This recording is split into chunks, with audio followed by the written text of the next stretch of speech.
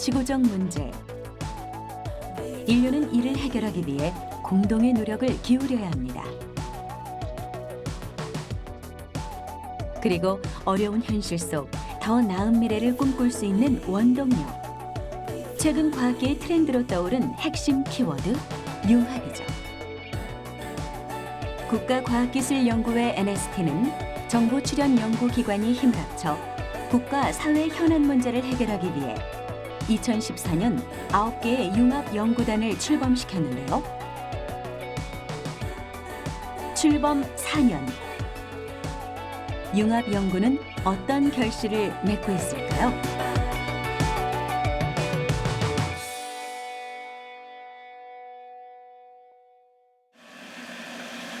(21세기는) 바야흐로 융합의 시대입니다.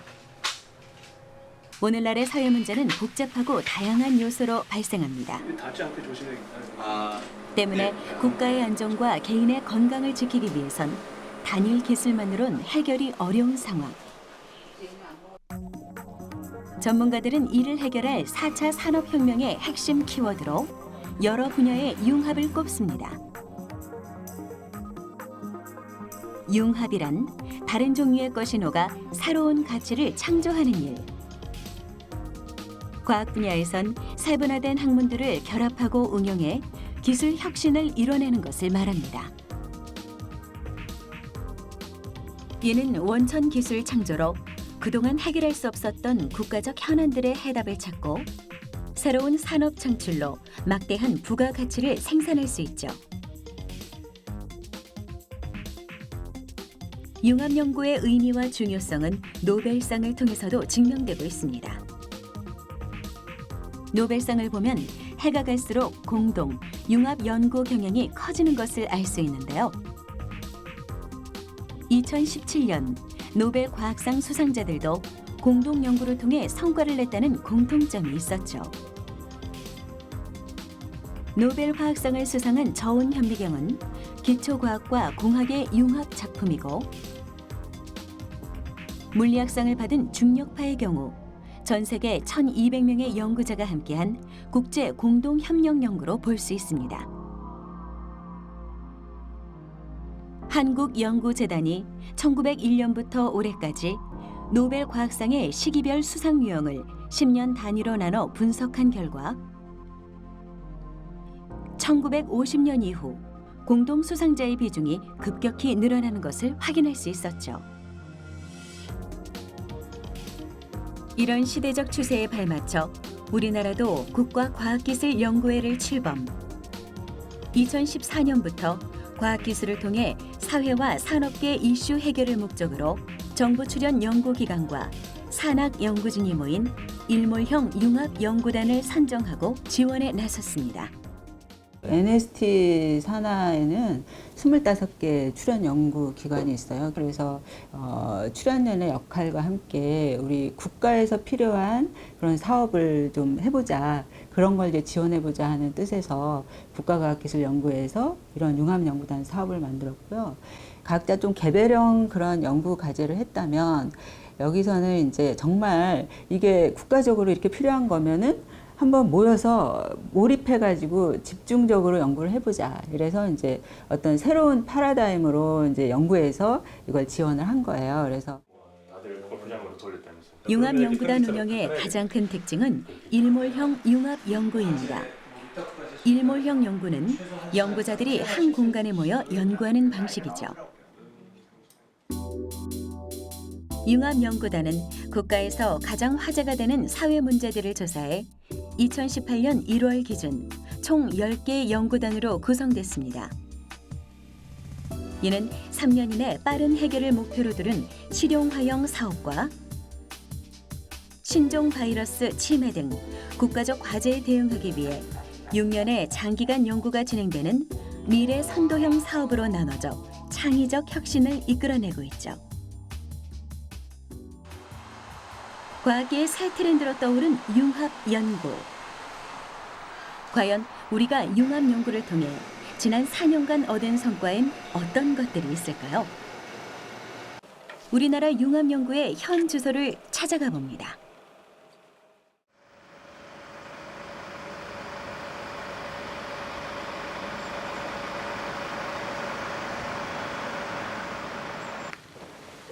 NST 산하 스마트팜 솔루션 융합 연구단인 SFS. 이곳은 한국과학기술연구원 주관으로 총 5개의 정보 출연 연구기관이 모여 스마트팜 구축 시스템을 연구 중입니다. 2050년이 되면 전 세계 인구가 100억을 육박하고요. 거기에 따라서 농업 쪽에서는 30% 이상의 생산량을 더 증대를 시켜야 되는 실정입니다. 이런 실정에서 스마트팜은 그 핵심 기술, 그 핵심 키라고 할 수 있는데요. 앞으로는 저희가 감히 농업이라고 생각할 수 없었던 사막이라든지 아니면 추운 지방, 그리고 더 나아가서는 해저 아니면 우주까지 확장할 수 있는 아주 미래 농업의 그 중추적 역할을 한다고 할 수 있겠습니다. 스마트팜이란 사물 인터넷, 빅데이터 등 첨단 과학 기술을 활용해 최적의 생육 환경을 자동으로 제어하는 지능화된 농장을 말합니다. 4차 산업혁명 기술을 통한 농업 경쟁력 강화와 청년 유입을 촉진한 핵심 수단이라는 점에서 주목받고 있는데요. 이런 이유로 다양한 분야의 융합 연계가 필요한 대표 산업으로 꼽히죠. SFS 융합연구단은 외국 의존도가 높은 스마트팜 시스템의 기술적 자립을 위해 지난 3년간 동고동락했습니다. 그쪽에서 담당하는 키스트 같은 입장의 미래 농업 산업에서 글로벌 경쟁력을 확보하기 위해 많은 사람들이 힘을 합쳐 기술 개발에 박차를 가했죠. 전 세계의 밀 생산국 1위로 지금 등극. 그럼 3년을 함께하며 이들이 느낀 융합 연구의 장점은 무엇일까요? 제가 이제 한 15년간 저희 에너지 쪽 연구원에서 일을 했는데 그쪽에서 이제 너무 좀 한 분야에서 오래 하다 보니까 이렇게 시야가 좀 좁아지고 뭐 그런 좀 편협해지는 그런 게 좀 있었더라고요. 그러니까 저도 나와 보니까 알았는데 여기는 같은 연구 공간에서 같이 연구를 하기 때문에 수시로 뭔가 아이디어가 있으면 공유를 할 수가 있고요.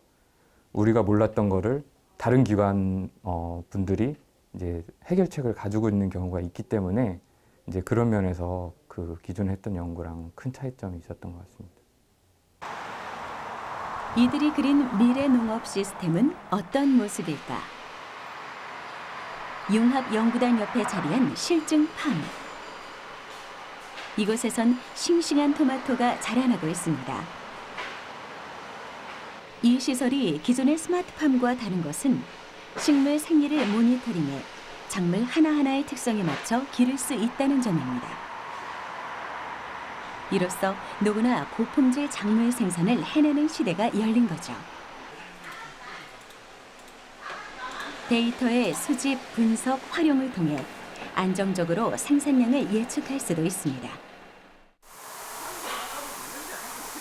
이곳에 적용된 기상 센서와 환경 계측 센서는 작물이 자라기에 가장 좋은 환경으로 시설의 온도와 습도, 일조량을 유지해줍니다.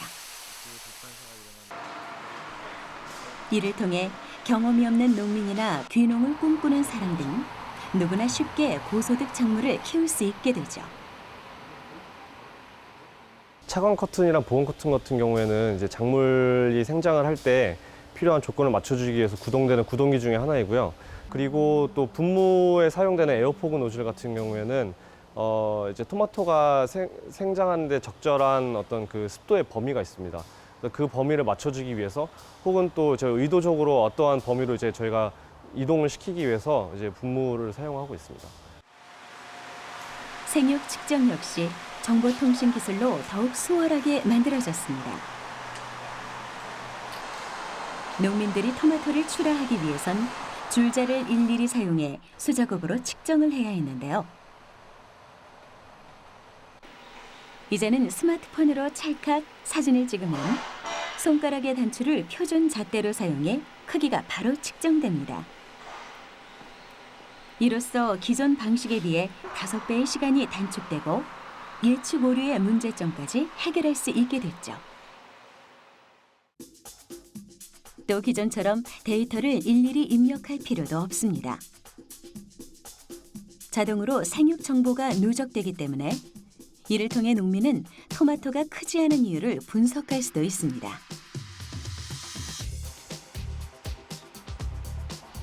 이로써 토마토의 생산량이 대폭 증대되는 거죠. 이렇게 찍은 사진은 중앙 서버로 옮기게 되고요. 그 중앙 서버에서 딥러닝 방식을 이용해서 이걸 데이터를 처리함으로써 추후에는 그 사용자에게 지금 당신의 토마토가 잘 자라고 있다. 지금 당신의 과실이 어느 스테이지에 있으니 언제 수확이 가능할 거다라는 것까지 이제 가는 것이 저희의 최종 목표입니다. 하지만 이렇게 잘 키워놨다고 해도 수확이라는 큰 벽이 남아 있습니다. 실제로 온실 운영에 필요한 비용 중 최대 50%가 인건비로 들어가는데요. 갈수록 인력이 줄어드는 농촌에서 부족한 일손은 어떻게 채울 수 있을까요?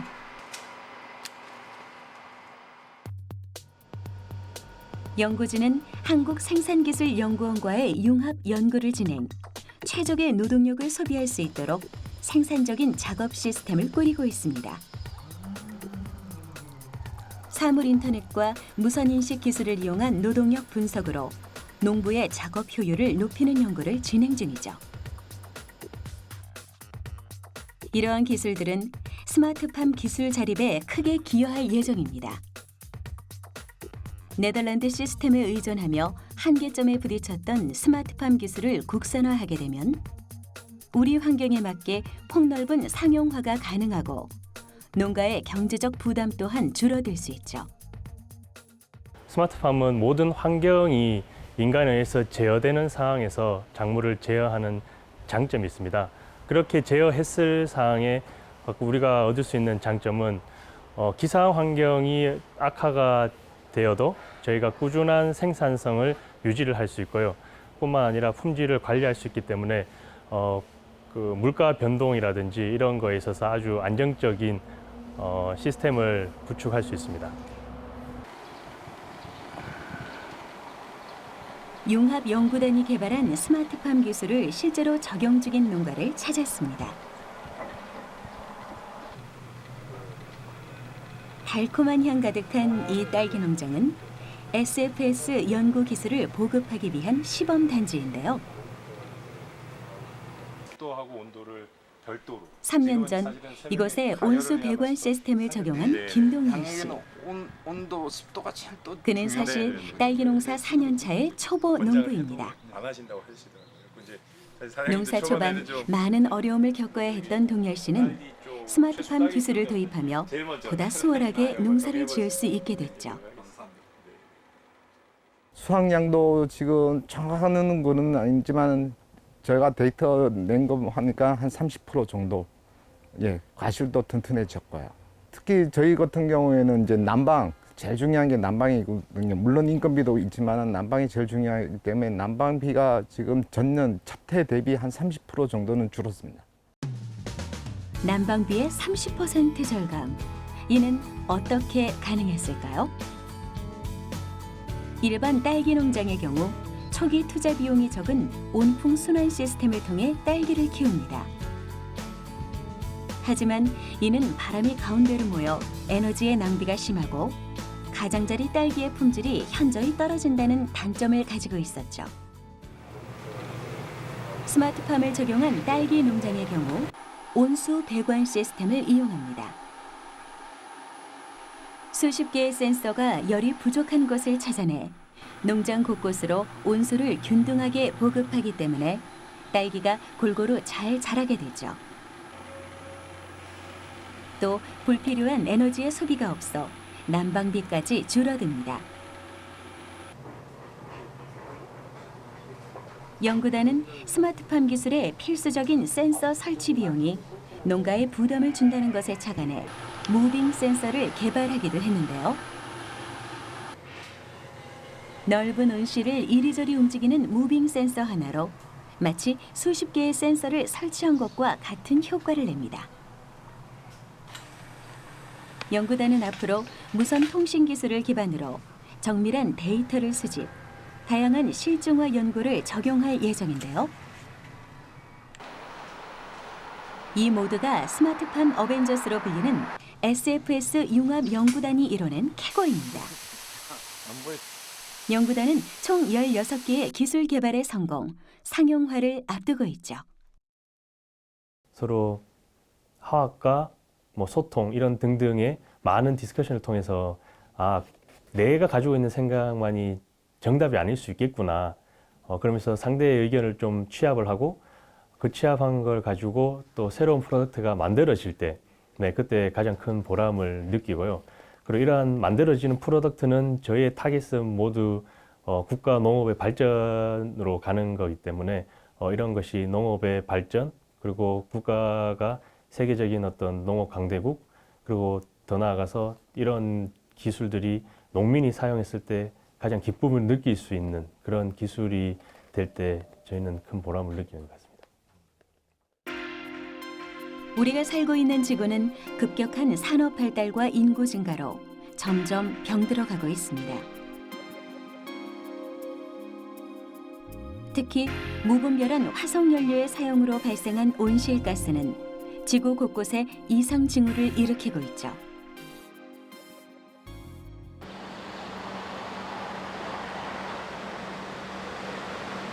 이런 국가적 현안의 해결을 위해 국가과학연구회 미래 선도형 융합연구의 일환으로 2015년 12월 FEP 융합연구단이 출범했습니다.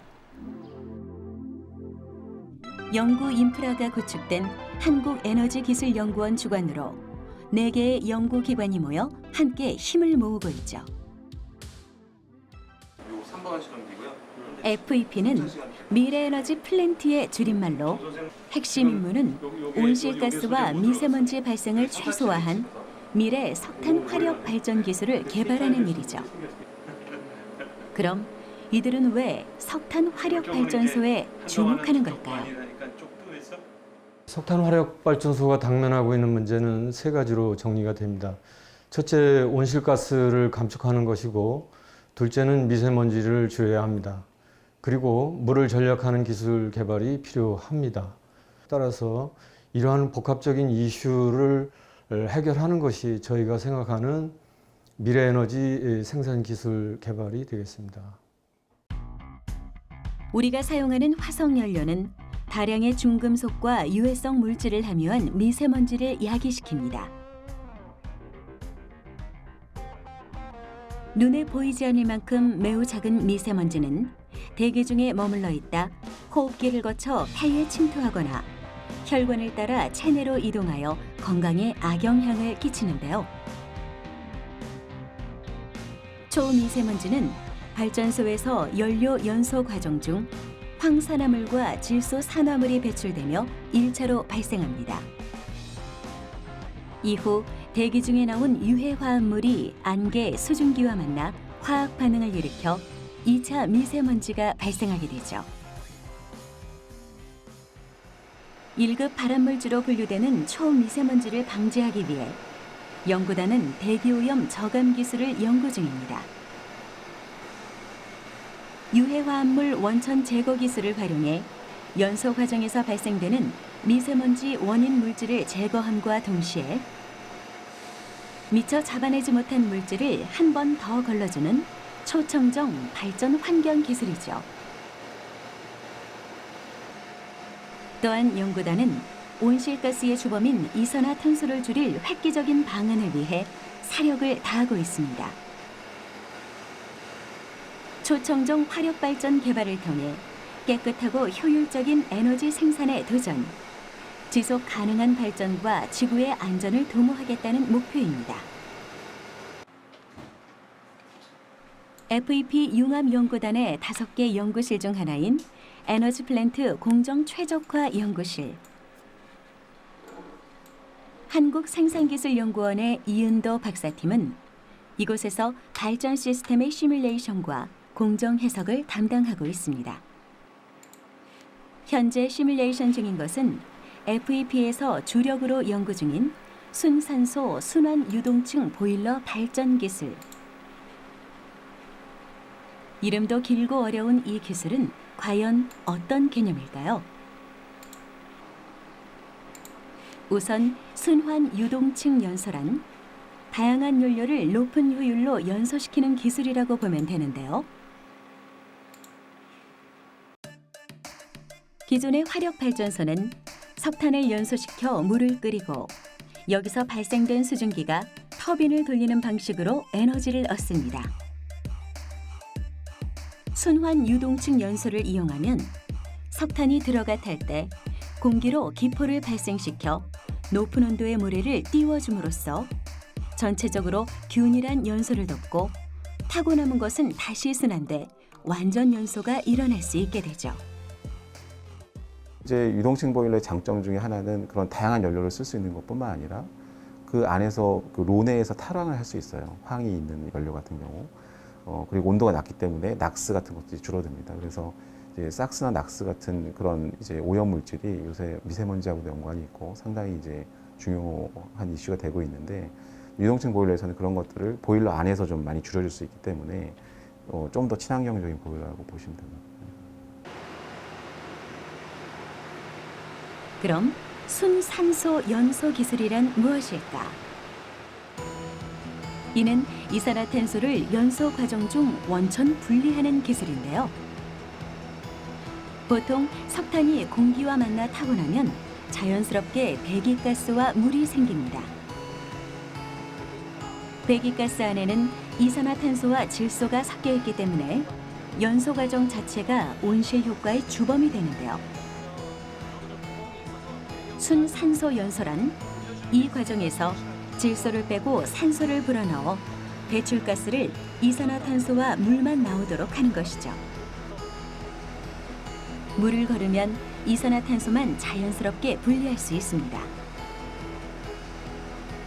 이런 과정들은 연소, 정제, 물 제거, 가스 순환 등 전 과정이 서로 밀접하게 연계돼 있어야 합니다. 다양한 연구기관의 융합 연구가 집약돼야 하는 이유죠. 모아진 이산화탄소는 지중 저장하거나 다양한 산업에서 활용이 가능합니다. 우리가 2메가와트 순환유동층 실험 설비를 구동을 하고 있고요. 여기서 순산소 실험을 하고 있습니다. 2메가와트지만은 연용량으로는 우리가 10메가와트 서말이라고 부르는데 상당히 큰 보일러입니다.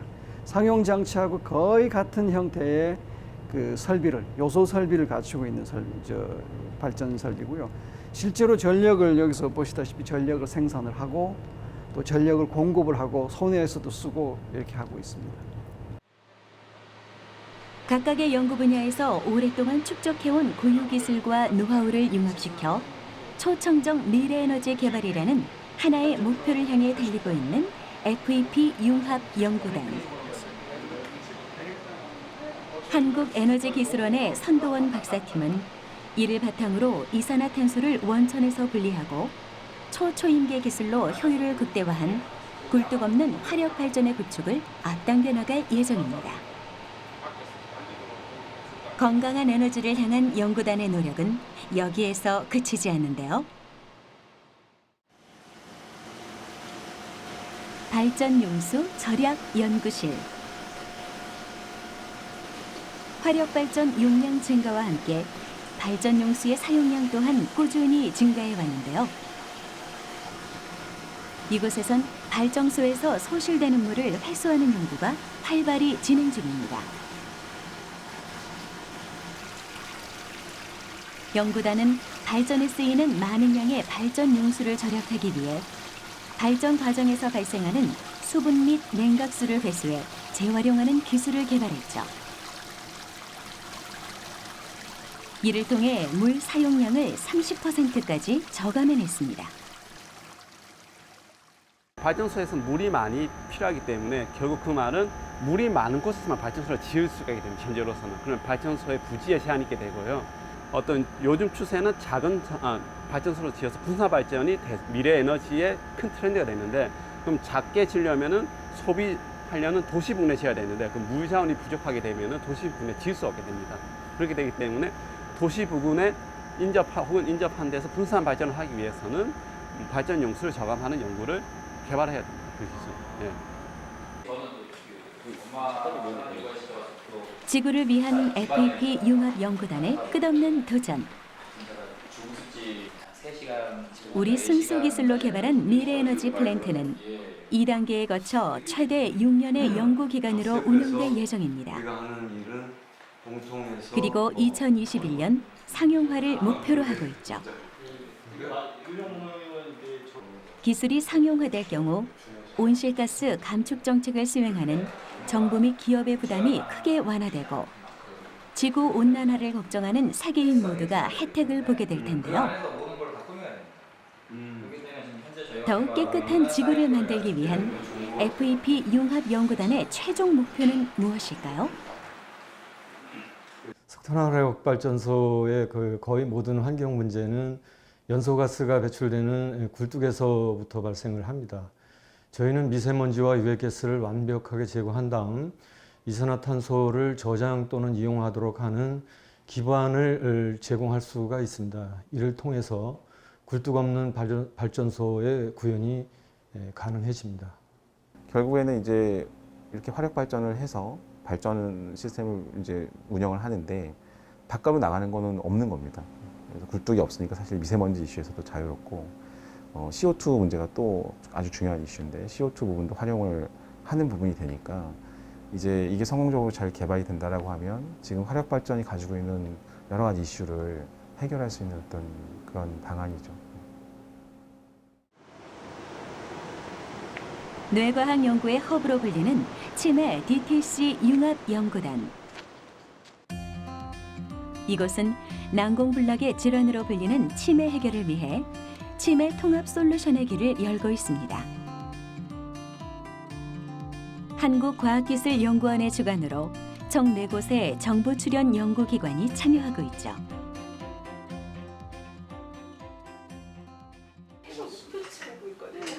(2015년) 정식 출범한 연구단은 국가 차원의 치매 연구과제 수행에 구슬땀을 흘려왔습니다. 각 기관의 핵심 기술과 인적 자원, 아이디어를 집중적으로 공유해 치매의 진단, 치료, 케어 등 3단계 연구를 목표로 치매 극복의 전방위적 해법을 모색 중이죠.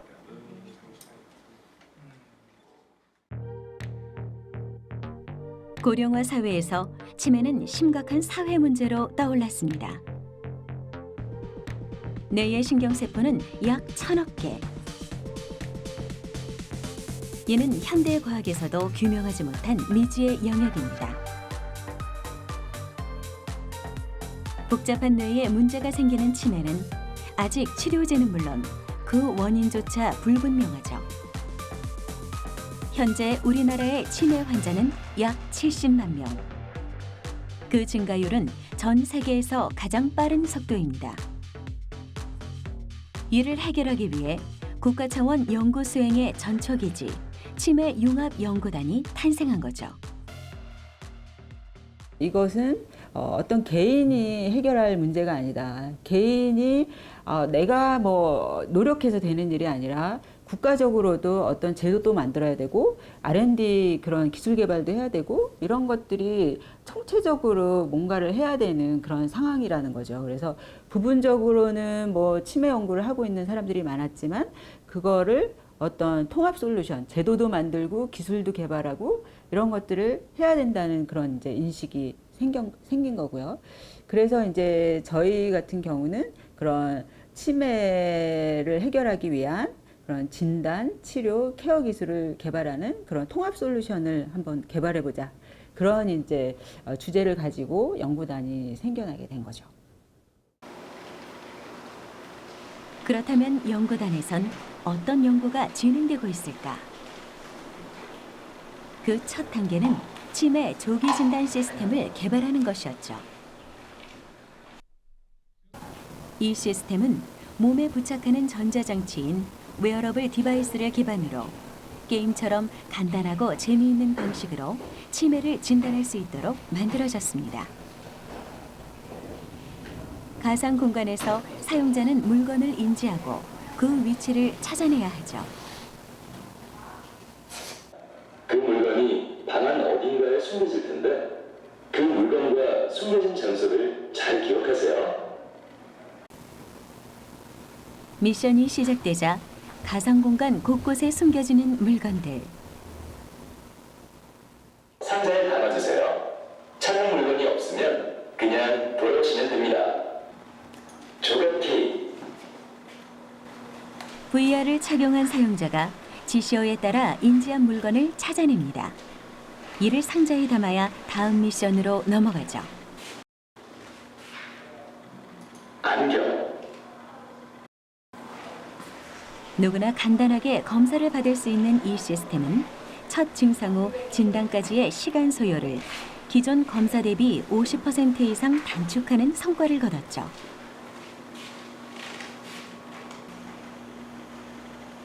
한 번 시작되면 멈출 수 없는 치매. 하지만 치매의 가능성을 조기에 진단하고 서둘러 대비한 경우와 그렇지 않은 경우의 차이는 큽니다. 빨리 인정하고 대처해 나가면 비록 치매에 걸렸을지라도 삶의 질이 크게 달라질 수 있죠. 모든 검사가 끝났습니다. 경제적으로 어려우신 노인계층들 분들이 이런 어떻게 보면은 과학적인 그런 진단을 받을 수 있는 그런 기회를 그분들께 드린다면 이분들이 훨씬 더 빨리 이런 객관적인 지표를 가지고 이제 전문의들이 도움을 받을 수가 있는 거거든요. 그리고 또 치매는 그래요. 조금이라도 더 빨리 이제 병원에 찾아갈수록 그만큼 더 이제 그 이후의 비용이 줄어드는 거거든요.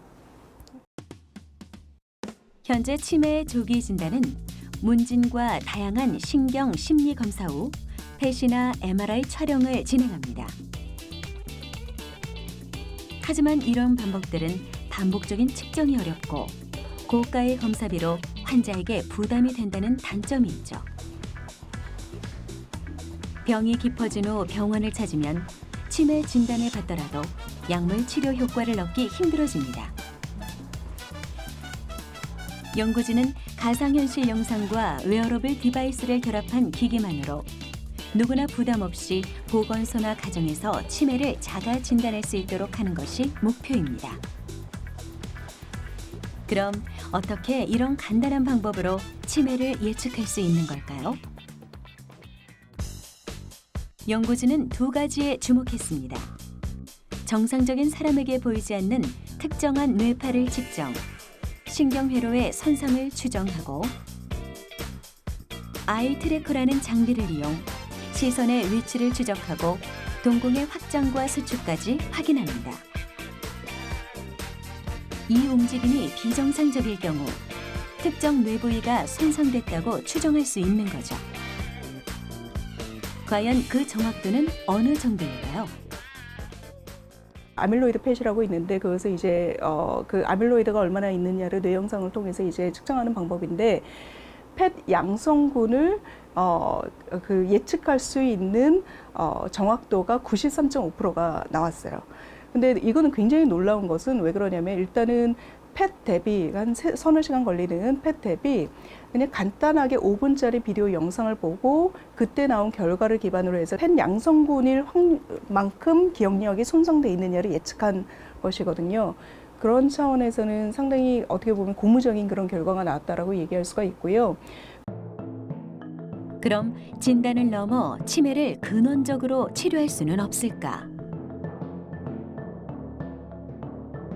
DTC란 명칭이 함축하듯 진단, 치료, 케어 등 치매 관리의 3단계를 뜻하는 융합연구단의 다음 목표는 치매 치료에 필요한 근본적인 원인 치료제를 개발하는 것입니다. 현재 사용되는 치료제는 순간적으로 증상을 완화시키는 단계에 머물러 있습니다. 연구진은 치매의 주요 원인이 되는 후보 물질을 발굴하고 표적 치료제 개발에 승부수를 던졌습니다. 그 결과 박기덕 박사 연구팀은 알츠하이머성 치매 환자의 뇌에서 가바 합성을 억제하는 물질을 세계 최초로 찾아냈는데요. 가바란 치매 환자의 뇌에서 생성돼 학습장애나 기억장애를 일으키는 원인 물질이죠. 연구진은 치매 환자의 뇌에 일반 환자의 뇌보다 가바라는 물질이 상당히 많이 생성돼 있음에 주목. 이것이 과생성되는 것을 막는 방법을 찾았습니다. 연구진이 개발한 신약은 가바의 양을 줄이는 화합물입니다. 이 물질의 장기 효능 및 독성 검증 연구 결과 부작용 없이 인지기능 개선 효능이 확인됐는데요. 신약 후보 물질을 치매에 걸린 동물 모델에게 투약한 후 행동 실험을 한 결과 투약을 하지 않은 쥐는 계속 헤매고 있지만 투약을 한 쥐는 수조위 표식으로 플랫폼을 쉽게 찾는 것을 확인할 수 있었죠. 이는 임상 진입을 위해 준비 중인데요. 3년 만에 이런 결과를 도출한 연구단의 무기는 무엇이었을까요? 안전성이 상당히 중요한데 저희 융합연구단에 원래 또 같이 안전성평가연구소가 위탁으로 같이 들어와 있습니다. 그래서 그 기관은 글로벌 수준의 비임상을 진행할 수 있는 그런 기관인데 저희와 같이 협업을 하다 보니까 바로바로 그런 일들을 진행을 해줄 수가 있어요. 그래서 이렇게 같이 근접하면서 융합연구를 함으로써 지금 현재 효능뿐만이 아니고 약물성, 안전성까지 테스트를 빨리빨리 진행을 할 수 있는 계기가 됐습니다. 네. 김윤경 박사팀 역시 신약 후보 물질을 개발했습니다. 이는 뇌기능 저하 물질인 타우 단백질의 표적 치료제입니다. 그 원리는 무엇일까? 우리 몸을 순환하는 혈액에는 다양한 대사 물질이 녹아 있습니다. 특히 치매 환자의 혈액에는 베타 아밀로이드나 타우 단백질 등 그 원인 물질의 형태가 정상인의 혈액과 달리 응집 또는 과인산된 형태로 나타나죠.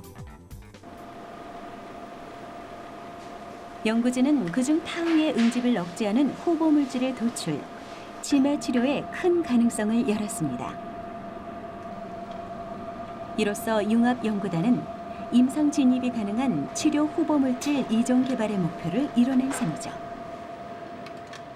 융합연구단이 되기 전에는 되게 학문적인 분야에서 기초적인 연구를 수행을 하고 거기에서 결과를 얻었는데요. 이제 융합연구단이 되면서 치매 치료제를 본격적으로 개발하면서 저희가 학문적으로만 검증된 것을 임상 단계에서도 정말 그렇구나를 검증하고 이런 것을 R&D 플랫폼으로 발판 삼아가지고 독자적인 연구 인프라랑 플랫폼을 확보하는 그런 치매의 연구 플랫폼을 확립하는 연구를 할 수 있어서 되게 좋은 기회라고 생각을 하고 있습니다.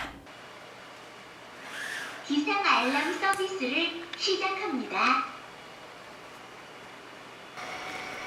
3단계 로드맵의 대미는 치매 환자 케어 시스템. 유정 어르신 일어날 시간입니다. 알겠어. 일어날게. 유정 어르신 알겠습니다. 약 먹을 시간입니다. 이 귀여운 도우미 로봇은 치매로 이어질 수 있는 경도 인지 장애를 겪는 노인을 간호하고 병의 진행을 막는 데 도움을 줄 겁니다.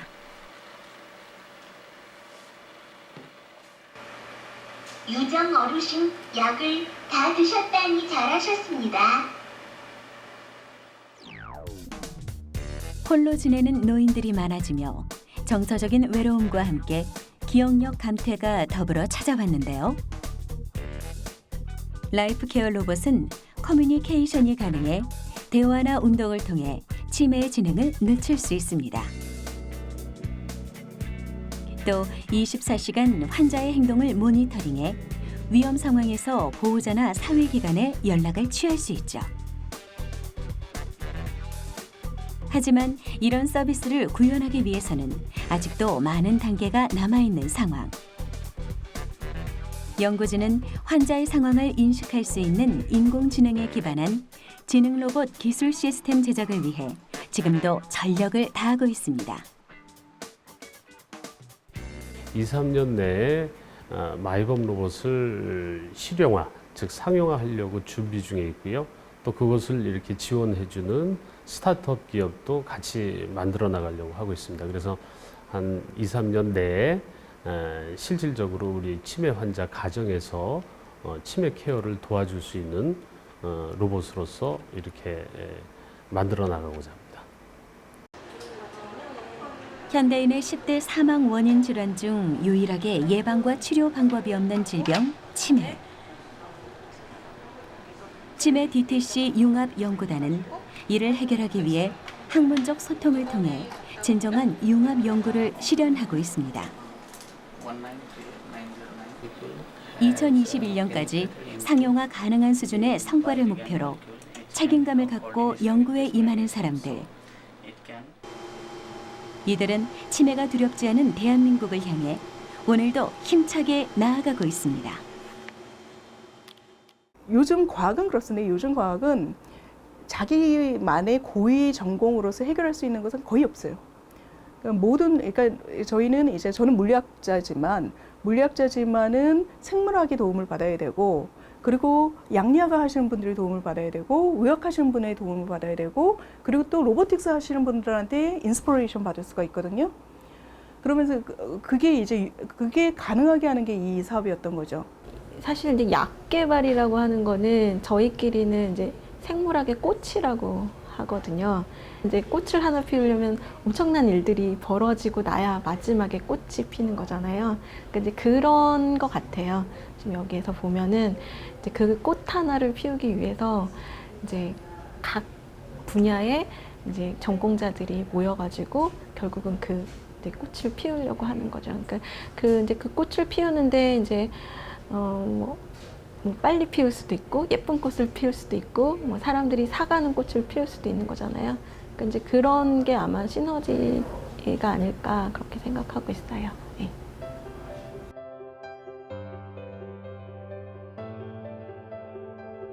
융합은 더 새롭고 더 혁신적인 것을 추구함으로써 세상을 훨씬 이롭고 가치 있게 만드는 힘입니다. 하나의 결과를 위해 함께 나아가는 위대한 걸음. 과연 융합이 꽃피울 아름다운 결실은 우리에게 어떤 세상을 선물할까요?